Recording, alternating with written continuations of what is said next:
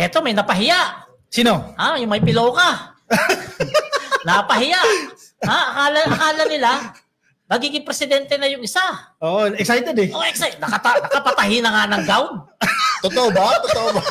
Nakapatahi na nga ng gown. Pag-uot na, manunod pa. Nag-uot na. Kaso, pagkagising kinabukasan, si BBM pa yung presidente. Eto na nga.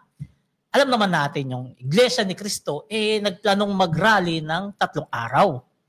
Ngayon, etong rally nila, maraming nagpunta. Noong unang araw, 650,000 ang estimate. Napakarami. Pangalawang araw, medyo may pasok na, naging 150.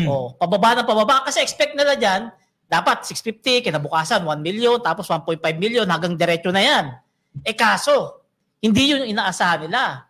650, 150, kaya nung pangatlong araw, napagpasya na nilang ituloy kasi baka mga 5,000 na lang yan. Kinansel na lang.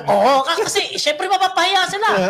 INC sila Marami sila solid sila gumalaw. Pero yung pagdating na pangalawang araw, ayon sa estimate ng media, ay 150 na lamang. Kasi nga, marami na nga ang umuwi. Dahil nga syempre, pagod. At aminin natin, marami dyan BBM. Napilitan lang. Marami dyan BBM. Mga nagchat-chat sa atin, mga nagko-comment sa mga vlog natin. Kahit INC sila, BBM sila. At yun yung mga umuwi na malamang nung second day kasi nga mga pagod na. So kayong dalawa, anong masasabi niyo dyan sa sinasabing pumalpak na rally ng INC? Sa akin kasi maraming nagchat-chat, no? Mga followers ko. At nagkataong marami tayong membro ng INC, no? Kamusta po kayo, mga followers ko na membro ng INC, no? Sila mismo nagsasabi sa akin na maraming INC members na hindi gusto ang pinagagawa sa kanila. Pero no choice.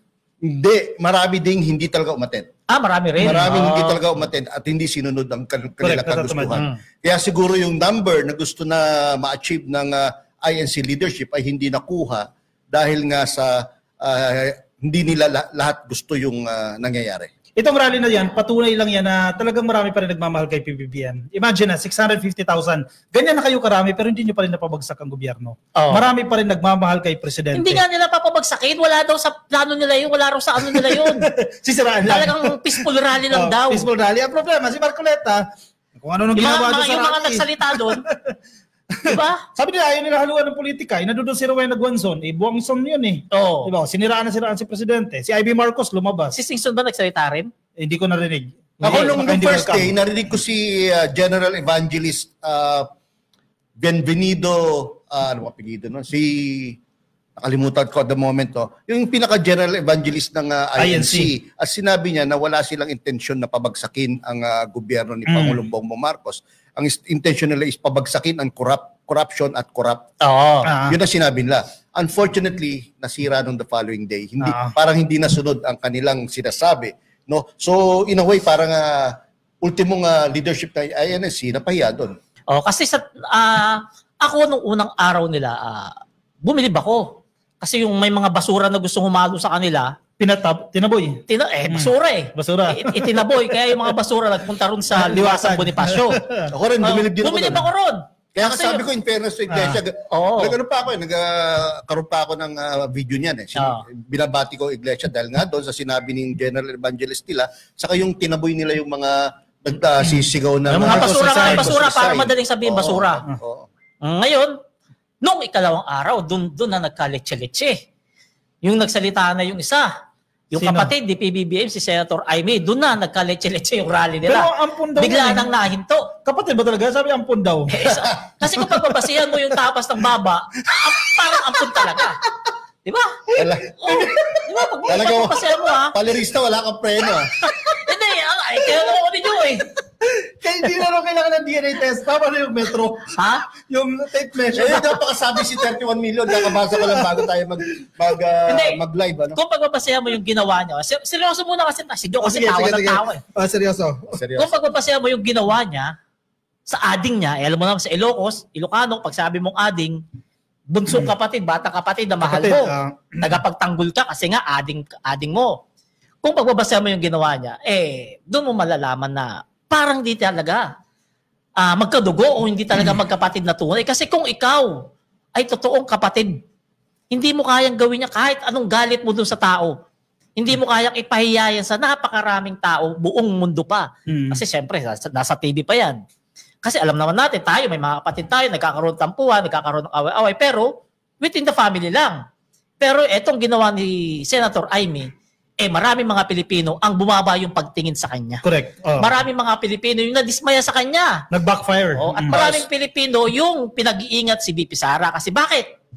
Kung kapatid nga niya, hindi nga lang daw nakuha yung gusto, sinira-siraan na. Ano pa si Sara? Pa kaya yung isa na hindi masyado mag-English, madali daw paikutin. Diba? Meron nag-correct sa, nagbigay sa akin ng pangalan, si General Evangelist Bienvenido Santiago. Ayun. Yan yung nagsalita nung first day na talagang sinasabi nila na ayaw nilang pabagsakin. Mataas siguro yan, no? Siya, isa sa mataas na leader ng iglesia ni Cristo. Binasagan nilang adik ang presidente, di ba? Si First Lady din adik at si Sandro Marcos. Pero sabi ng mga netizens, ganyan ba yung upbringing ng isang adik kay Sandro Marcos? Respectful pa rin, di ba? Kung tutusin yan tita mo lang yan, pwede mong basagin din yan, di ba? Pero sinasabi ni Sandro Marcos, ginagalang pa rin kita. Pero yung ginawa mo, hindi gawain ng isang tunay na kapatid. Alam nyo ka-copy palerista sa aming mga Ilocano, although hindi ako nakakapagsalita ng Ilocano, pero lumaki ako sa pamilyang Ilocano. Hapkok. Pero ang traditions and kultura namin is in-implement namin sa aming pamilya ay Ilocano traditions and culture, ano? Yung pagkakaroon ng ading, napaka-sacred sa amin yan. In fact, yung pangalawa sa panganay namin, yung manong ko, yung susunod, pang-apat kasi ko Yung pangalawa, no, yung sinundan ng panganay namin, ading ang pangalan niya. Ading mismo? Oo. Ading mismo ang nickname, ang tawag sa kanya. And sa aming mga Ilocano, pag ading ka, pinoprotektahan ka, lagi kang inaasikaso ng panganay. Precious ang tingin sa'yo. Actually, lahat naman ng siblings, ading yan. No? So, ang panganay, ang role talaga niya is parang maging pangalawang magulang pag wala yung mga magulang. Siya yung mag-aasikaso, siya yung mag-provide ng kung anong kailangan ng mga kapatid mo kapag wala yung magulang mo.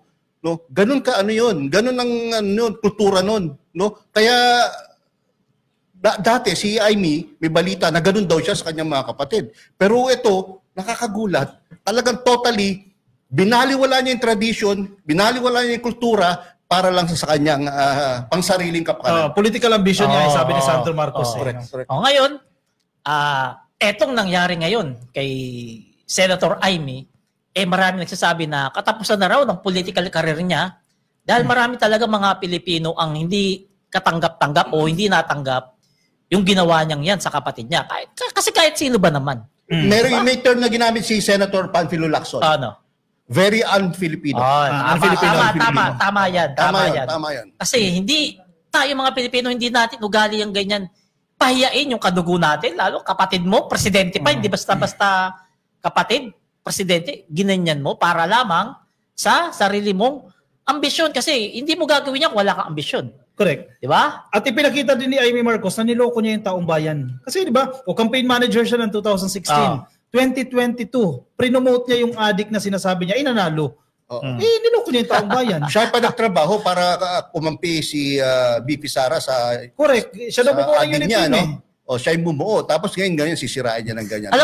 Parang sukdula naman yung galit niya, no? Sa kanyang kapatid para gawin yan, di ba? Hindi, sa tingin ko, napilitan na lang yan na sabihin niya. Kasi wala na silang ibabato yung kay Saldico, Pordoy. Correct. Diba, Pordoy, binanatan natin 5 Viral lahat ng video natin Alam niyo mga ka-BBM lahat ng video namin kay Saldico, yung pagdidebunk namin, puro million views. Maraming mga netizen yung nire-repost, kinukuha yung mga video namin, pinagpo-post. Kasi viral lahat ng video namin doon pag-debunk namin kay Saldico. Alam ng mga followers natin yan. Dahil, kahit tignan nyo po yung aming mga pages ngayon, kaming 5, no? Kung gaano karami yung views namin sa mga posts namin. Hindi sa nagyayabang. Pero yan ang totoo. Hindi, kaya nga, di ba? Kahapon, di ba, Mark Ian? Ang daming bumate na talagang good job tayo dun sa pag-debunk natin kay Saldico. Actually, may mga personal messages din. Na-appreciate nila yung ginagawa natin, no? Hindi, yung kay Mark yung tumatawag kay Mark, yung nagchat-chat kay Mark, mga matataas na tao, staff ng matataas na tao. Oo nga, no? Oy, salamat po sa 561 viewers, Excited yan kasi galit kayo babalina. Yan, totoo. Pala kasi, tindi ba naman ang barat mo DNA test. Hindi, yun na nga. Ako, naniniwala, ito, prangkahan tayo. Kung titingnan mo yung itsura naman talaga ni PBBM ngayon.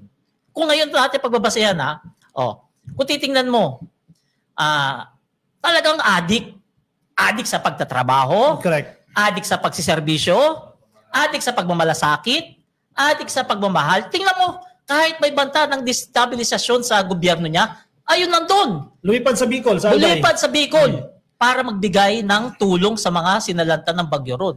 Ngayon naman, nasa Pasig siya kanina umaga. Saka nakita ng ganyang adik. Adik na marami nagmamahal. Hanggang ngayon, sasabihin ko ulit, paulit-ulit kong sinasabi to at sinusulat ko palagi, masyadong ina-underestimate ng mga kalaban niya si PBBM. No? Weak leader daw kasi. Weak leader daw. Dahil sa kanyang sobrang kabaitan, dahil sa kanyang sobrang pagiging generous, inaabuso siya. Kasama na yung mga nasa paligid sa kanya. Yun ang name dropping. Mga kurap, yung mga name drop, etc. Kasama na yun na nag-aabuso sa kanila. Ngayon, nagalit na. Akala nila forever sila pwede mag-abuso sa kanyang gobyerno. Ayun, isa-isang makukulong yung mga yan. Ang maganda kay PBBM, hindi niya kailangan i-dignify yung mga akusasyon sa kanya na paulit-ulit. Dahil alam niya yung totoo Ibang tao nagtatanggol sa kanya. Si Lacson, di ba? Isa sa pinaka-credible. Si Lacson, hindi niya kaibigan yan. Correct. Pinagtatanggol Kalaban niya yan, di ba dati? Naging kalaban pa sa pagkapangulo. At merong mga sinabi rin si Senator Lacson tungkol sa kanya. Pero hindi siya yung tipo na nagkikita sila para yung close talaga, R&R, rest and recreation, mag-leisure talk. Hindi sila ganun, trabaho lang sila kung nakikita. Pero pinagtatanggol niya kasi ang kagandahan naman dito kay Senator Lacson bilang independently minded senator, kung anong gusto niya sabihin, kung anong alam niya totoo, kung anong alam niya tama, sinasabi niya. Walang takot. Siya lang yung senador na hindi tumatanggap ng pork barrel. Alam niyo ba kung magkano yung pork barrel? Hindi pa kasama tungkol sa flood control. Hindi, mga dati-dati pa. Dati pa 200 million per annum bawat senator. Dami. Laki nun Yun ang pinapakawalan niya. Yan ang ganyan klaseng senator si Senator Lacson. Kaya very credible kapag nagsalita. Kasi naniniwala siya, hindi naman talaga trabaho ng congressman at ng senador na mag-implement ng projects. Correct. Kasi gumawa ng batas. Yun ang mga pinapanindigan Tama niya. naman talaga. Ito naman. Bakit maraming mga senador ngayon dami project? Siyempre, Kaya doon sinasabi ko, bumabawi. guys, babalik tayo sa sinasabi ko noon pa. Etong mga flood control scam na to or projects na to, etong ginagawang ROI or payback sa kanilang investment sa eleksyon. Dahil kung mga naglalabas sila ng milyon-milyon, bilyon na pera, kailangan nila mabawi yon. And the only way na mabawi nila yan, pag nagkaroon ng mga ganitong projects. Unfortunately, sobrang mga naging ganid itong mga walang kwenta at mga kapal na mukha ng mga politiko na to. Buti nga ngayon nabubulgar. Kasi matagal na naman nangyayari yan Ngayon lang nabubulgar yan. Dahil kay Pangulong Bongbong Marcos. Dahil siya lang nagkaroon ng lakas ng loob na harapin ang matagal ng kultura ng korupsyon dito sa Pilipinas. Correct. Pero wag rin natin isang tabi Pinapasalamatan ngayon ng maraming Pilipino ang AFP pati PNP sa kanilang katapatan sa konstitusyon. Correct. Kasi makikita mo lalo nung kainitan si General Browner, parang kada 3 oras may post may nakikita ako, pinopost ko rin Di ba? Ang ganda na sinasabi niya, ang kasundalo, ang politika ay para sa politiko. Ang sundalo ay para protektahan ang tao. Palagay ko kung may bumigay na general dyan, o kahit mga junior officers, PNP, AFP, palagay ko magiging iba ang takbo ng ano natin ngayon.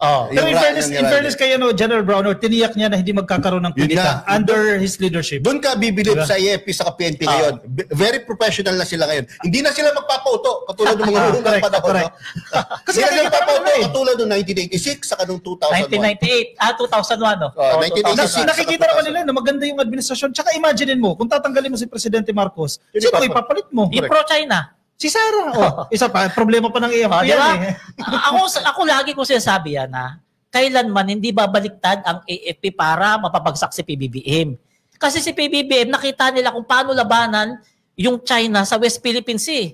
Kung paano makipagbardagulan si PBBM sa ibang bansa para ipagtanggol ang West Philippine Sea na hindi nagawa ni Duterte at hindi magagawa ni Sara. Tama. Di ba?